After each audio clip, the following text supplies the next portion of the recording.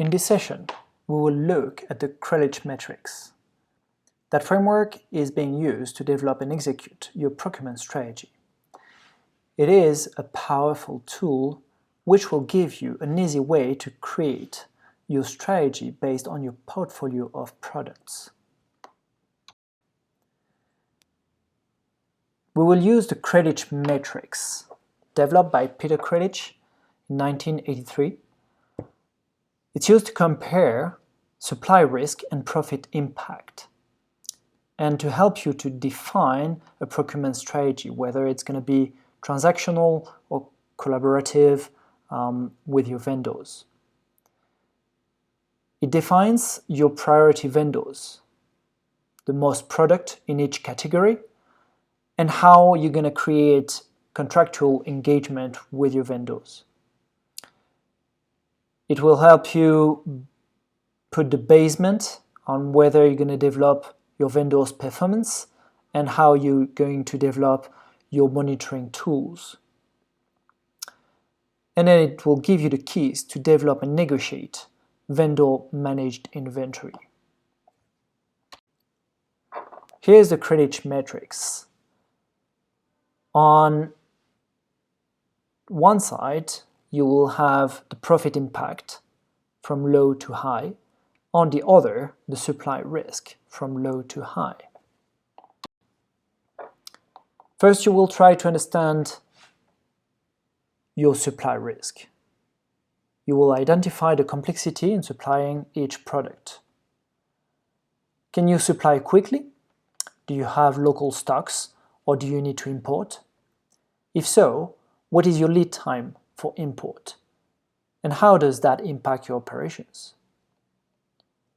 Are there any supply shortages happening? What about supply chain disruption? Can it be a risk? How do you prevent them? This is certainly another large topic. Are there a lot of suppliers out there with your specific product? Can you have competition, or are you with an innovative and fast-evolving product that needs a specific partner to understand the product and work closely with you? And then can you stock it up? Another question, but can you create enough inventory for that? Do you have enough space for that? And how expensive is it to keep your inventory? Considering the cost of the cash you will have to stock in your inventory. Then you'll try to understand your profit risk. How much do you currently spend for that product? How critical is the product for your business? If you run out, what would be the consequences? What is the consumption or the demand for the product? Once you have that in mind and you understand your different categories of products, you will plug them on the chart, on the metrics. With low supply risk and low profit impact, you have the non-critical items like office supplies, very simple IT equipment. They have very low impact on business, and you have a lot of suppliers, many suppliers that can give you what you need in various qualities and large range of prices. So your strategy with those non-critical items will be a high product standardization. You will standardize your catalog to make sure that you don't need to think about what you need to reorder. You'll try to process efficiency. You automate purchasing, create catalogs, e-tendering, something you don't need to worry about, because you have abundant supply. Then with a high profit impact and a low supply risk, you have leverage items, like sometimes spare parts for equipment. They will be easy to source. You will have a large number of suppliers, and you'll have a purchasing power, and it will be easy to switch supplier if you need to.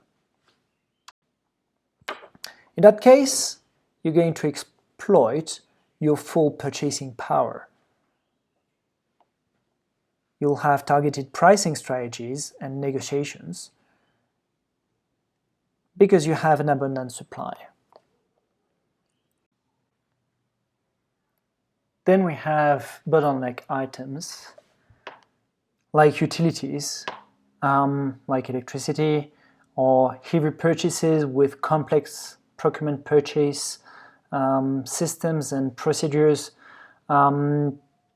market with a limited number of suppliers, but quite a low impact on business profit. Then we have the bottleneck items. The idea here is to keep a good relationship with suppliers to secure the supply as much as possible. And we will rather emphasize on cost control and large purchases. We'll have a low control on suppliers. We'll look at innovation and product substitution or replacement. And we know that we have a production-based scarcity. And then finally, we have the strategic items with a high supply risk and a high profit impact. These are items which are essential to our business. They can be heavy machinery, innovative products, very strategic and central items that we purchase at the core of our business. So they'll have a high value addition to our business. But we know that we have a low number of suppliers. For these, we will rather invest in the development of long-term relationships. We'll put more emphasis on collaboration and innovation rather than transactional relationships. We'll not negotiate too much with these suppliers because we want to keep that long-term relationship. We know that there is a natural scarcity for strategic items, and therefore we want to nurture that relationship with our suppliers.